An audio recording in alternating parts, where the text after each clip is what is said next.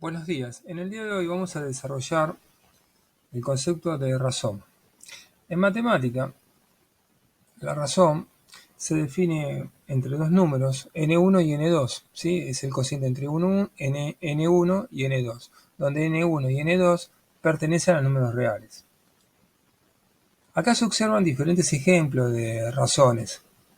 Por ejemplo, acá tenemos 3 dividido 8 o 3 octavos o raíz de 2 con 5, ¿sí? No importa cómo se exprese la razón, lo importante es que tanto los números que estén en el numerador y en el denominador pertenezcan al conjunto de los números reales.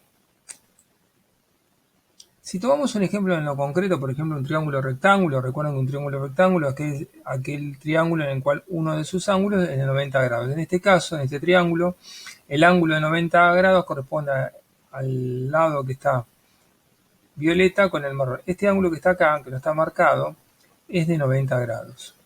Un triángulo rectángulo tiene el lado mayor que se llama hipotenusa y los otros restantes se llaman cateto adyacente y cateto opuesto. Siempre con relación a un ángulo. Por ejemplo, si tomamos acá el ángulo que está marcado en amarillo, el cateto opuesto es el que está en marrón y el cateto adyacente, es el que está a continuación de él, es el que está en violeta. Si planteamos esta razón, cateto adyacente sobre hipotenusa, ¿sí? Y medimos la longitud del triángulo, podemos observar que tenemos un cociente entre dos números reales, ¿sí? Que al resolver, si queremos la razón, nos queda un número. En lo concreto son unidades. Acá las unidades se simplifican porque centímetro con centímetro se simplifica. Entonces la razón la podemos expresar entre A y C es 0,87, que representa el cociente entre ambas. Tengan en cuenta que ese cociente o esa razón varía en función de cómo es el triángulo rectángulo, cómo son su hipotenusa, cómo es su cateto y demás.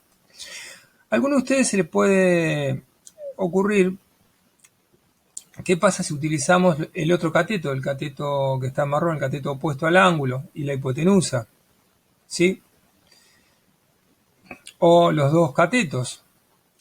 Entonces, si planteamos, porque podemos plantear otra razón, que es el cateto opuesto sobre hipotenusa, es otra razón, o cateto opuesto sobre cateto adyacente y es otra razón.